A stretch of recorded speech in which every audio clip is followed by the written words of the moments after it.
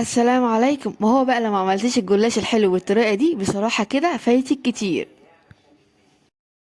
انسي بقى كده الفرن والتوريق، يعني ولا دهان ورقه ورقه ولا اي حاجه خالص. بطريقه سهله جدا هتعمليه الجلاش الحلو بطريقه سهله جدا وكمان مميزه، يعني هتعملي كده احسن من اي محل حلواني. والحلو بقى كده في الموضوع ان النهارده بقى هنعمله كده بطبقات كلهم كده اجمل من بعض. تعالوا بقى كده نبدأ بالموضوع على طول او بالفيديو بتاعنا كده على طول علشان نشوف الطريقه وكمان المقادير. بس قبل اي شيء بقى عايزين نحط اللايك والشير للفيديو ده كده على طول علشان هو كده فعلا يستاهل، وكمان الاشتراك في القناه لو لسه مش مشتركين وتفعيل زر الجرس علشان يوصلكوا بقى كده كل اشعار جديد. تعالوا بقى نبدا. هنسمي الله. اول بقى حاجه نبدا نجهزها هو بطل وصفتنا النهارده وهو الجلاش. معايا بقى هنا كده لف الجلاش حوالي كده 500 جرام. وكمان يا جماعه هينفع معاكم جدا او هتنفع معاكم الوصفه دي جدا لو عندك كده لف الجلاش بقى لها فتره كده في الفريزر ومكسره ومش عارفه تعملي بيها ايه. الوصفه بقى دي كده هايله جدا ليها او مناسبه قوي كده ليها. هناخد بقى كده لفه الجلاش الجميله بتاعتنا دي كده النهارده ونبدا كده نقطعها زي ما كده عملت. نقطعها بقى كده شرايح بحجم كده متوسط بالشكل البسيط ده. طريقه سهله جدا وكمان مش هتاخد وقت ولا مجهود معاكي خالص. بعد ما نقطعها بقى كده حلقات نبدأ نفردها كده او نفكها كده من بعض. هتكون معانا كده شرايط طولية زي ما حضرتك كده شايفينها معايا. هبدأ بقى كده فتت او واخد لفة الجلاش بتاعتي وافكها كده من بعض بعد ما قطعتها بالشكل البسيط ده. نجيب بقى كده صينية او صاج مش هندهنه اي حاجة خالص، ونبدأ بقى كده نضيف فيه الجلاش بعد ما قطعناه بالشكل البسيط ده. الخطوة الجاية بقى ان انا هبدأ اضيف له كده السمنة. معايا هنا نص كوباية من السمنة. هاخد كده نص كوباية السمنة دي ونكون مسيحاها كده بسيط وابدأ اضيفها بقى كده على الجلاش. نص كوبايه بقى هنا معايا كان كفايه جدا للوصفه دي. هبدا بقى كده اضيف السمنه على الجلاش زي ما حضرتك كده شايفين بالمعلقه كده بشكل بسيط جدا. بعد كده بقى بايدينا كده هبدا كده اخد الجلاش الجميل ده وابدا كده ادخل السمنه فيه، يعني احاول كده اغلف الجلاش بالسمنه كده كلها كويس جدا. احاول كده اغلف الجلاش بتاعي بالسمنه كويس جدا على قد ما اقدر عشان طبعا لما ندخله الفرن كله ياخد معايا كده لون واحد.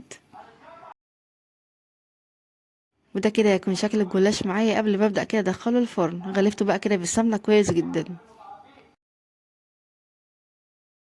بعد كده ناخد بقى الجلاش الجميل بتاعنا ده كده وندخله الفرن على درجة حرارة 200، وهنشغل النار من فوق وتحت مع بعض.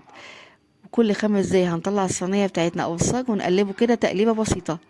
كررت العملية دي كده حوالي 4 مرات لحد ما اخد بقى كده معايا اللون الذهبي الجميل ده ما شاء الله. طريقة سهلة جدا وبسيطة ومش اخدت وقت معايا خالص في التحضير. بعد كده بقى نجيب اي صينية موجودة عندنا ونبدأ بقى كده نشكل الوصفة او نكون الوصفة بتاعتنا. جبت بقى كده هنا معايا صينية مقاس 30، وممكن يا جماعة نستخدم اطباق او بولات او كاسات. الطريقة اللي تعجبكم او اللي تحبوا تقدموا بيها الجلاش النهاردة اعملوه. هو سهل جدا في اي حاجة. هبدأ بقى كده اضيف الجلاش بتاعي في الصينية بالشكل البسيط ده. والنهاردة بقى علشان الجلاش بتاعي طعمه مميز وكمان مختلف استخدمت عصير فراولة وضايفة ليه حليب او لبن بالشكل ده. هي كوباية كده من عصير الفراولة مع الحليب او اللبن هضيفها كده فوق الجلاش. طعمها يا جماعة مميز جدا وخطير، جربوه بالطريقة دي وبجد هتعجبكم. جبت كده كمية من الفراولة وعصرتها وضفت لها كده حليب او لبن، وضفت لها كمان حوالي معلقتين كبار من السكر، والسكر هنا هيكون نسبي زي ما انت عايزة، يعني ممكن تكتري او تقللي عن كده. بعد ما سقيت بقى الجلاش بتاعي بعصير الفراولة والحليب كويس جدا هسيبه بقى كده على جنب. تعالوا نشوف هنعمل ايه تاني كده مع بعض. معايا بقى هنا كمية من الفراولة غسلتها كويس جدا وبعد كده قطعتها مكعبات صغيرة بالشكل ده. بدأت بقى كده اضيف الفراولة على الجلاش بعد ما سقيناه كده بعصير الفراولة. الوصفة دي يا جماعة طعمها مميز قوي وهتعجبكم. كفاية كده الفراولة وصوص الفراولة كمان معاها لسه هنعمله بعد شوية. تعالوا بقى كده نحضر طبقة الكريم اللي هتدي للجلاش بتاعنا طعم مميز وكمان مختلف. جبت بقى كده كازرولة وضفت لها كده كوبايتين ونص من الحليب او اللبن، وضفت كمان معاها باكو كده من الكريم كراميل، استخدمت البودر بس. ضفت كمان معاهم 3 معالق كبار من النشا، ومش هضيف سكر لان الكريم كراميل كده مسكر كفاية. هبدأ بقى كده اقلب المكونات مع بعض كويس جدا لحد ما اتاكد ان النشا دابت معايا كويس جدا بشكل بسيط بقى كده خالص. هاخد كل المكونات الجميله دي كده وابدا ارفعها على النار. او بقى كده ما الخليط يبدا يغلي معايا قوامه يتقل بالشكل ده هطفي عليه النار. بس اهم حاجه بقى معايا اهم خطوه ان احنا نقلبه كده تقليب مستمر علشان ما يكلكعش معايا. بعد كده هبدا اضيف له معلقه كده صغيره من الفانيليا، وده كده هيكون شكل قوام الخليط معايا او كريم كراميل معايا ما شاء الله. بشكل مباشر بقى كده هنجيب الصينيه القمر بتاعتنا ونبدا نضيفه كده فوق الفراوله. نجيب بقى كده معلقه سباتولا ونبدا نساوي الكريم كراميل كده فوق طبقه الفراوله. الحلا بتاعنا بقى كده النهارده طعمه كده مميز مختلف. كفايه كده الطبقات الجميله دي كلهم كده اجمل من بعض. بعد ما ضفت بقى كده الكريم كراميل هسيب بقى الصينيه الجميله كده لحد ما تبرد معايا تماما. تعالوا بقى نشوف الخطوه الجايه هنجهز ايه مع بعض. والطبق بقى كده الاخيره اللي هنضيفها للصينيه بتاعتنا النهارده ان انا كده هستخدم الجيلي. جبت كده باكو من الجيلي، ضفت له كده كوبايه من الميه السخنه وقلبته كويس جدا، وبعد كده هبدا اضيف له نص كوبايه من الميه الساقعه. انا حبيت كده اقلل كميه الميه علشان محتاجه الجيلي بتاعي يكون تقيل شويه او سميك شويه. هقلب بقى كده كويس جدا لحد ما اتاكد ان هو دام معايا تماما. اهم حاجه بقى كده في الخطوه الجايه او المرحله الجايه ان احنا هنسيب الجيلي بتاعنا ده بقى ده لحد ما يبرد معايا تماما. يعني مش هنحطه ابدا ابدا على كريم كراميل الا لما نتاكد ان هو برد معانا تماما. ده كده هيكون الصينيه بتاعتنا او شكلها معايا بعد كده ما بردت. معايا بقى هنا قطعه من الفراوله هبدا اضيفها كده فوقيها. نعمل طبقه كده بسيطه من الفراوله كمان.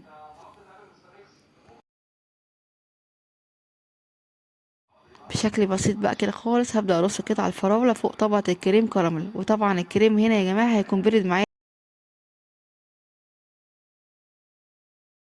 من اجمل الحلويات اللي بجد ممكن تجربوها، سهله وبسيطه ومقاديرها كمان مش كتير.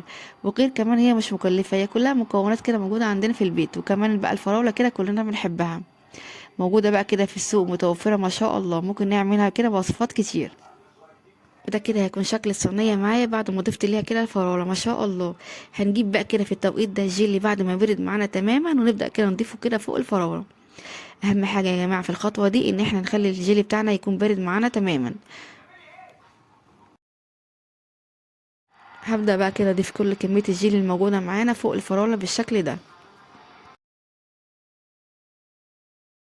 وعلى فكرة ممكن كمان نستغنى عن اضافة الجيلي هنا لو احنا كده هنقدم الصينية بتاعتنا على طول، بس طبعا اضافته بتديها طعم وشكل مميز. هندخل بقى الصينية الجميلة بتاعتنا كده التلاجة لحد ما الطبقات بقى كده كلها تتماسك مع بعض ما شاء الله بالشكل الجميل ده. بصوا بقى هنا الجمال ما شاء الله. انا سبتها كده في التلاجة تقريبا حوالي ساعة. طبعا كل ما تسيبيها فترة اطول الطعم كمان بيكون احلى واحلى.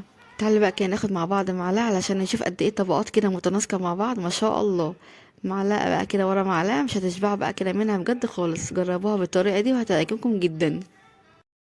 وبكده كنا عملنا النهارده مع بعض الجلاش الحلو بطريقه سهله وكمان مميزه جدا وكمان مختلفه. يلا بقى كده بسرعه جربوه بنفس الطريقه ونفس الخطوات وان شاء الله يعجبكم. هسيب بقى كده ليكي كل مكونات الوصفه موجوده في الوصف تحت الفيديو. بالهنا والشفا مقدما لكل يجربها. وبكده فيديو النهارده وصفه النهارده تكون خلصت معاكم. اتمنى بجد فيديو النهارده وصفه النهارده تكون عجبتكم واستفدتوا منها. لو عجبك بقى كده الفيديو ده كده على طول ما تنسوش تعملوا لايك وشير ليه علشان يوصل كده لاكبر عدد من الناس. كمل اشتراك في القناه لسه مش مشتركين وتفعيل زر الجرس علشان يوصل لكم بقى كده كل اشعار جديد. اشوفكم على خير ان شاء الله في فيديو جديد. مع السلامه.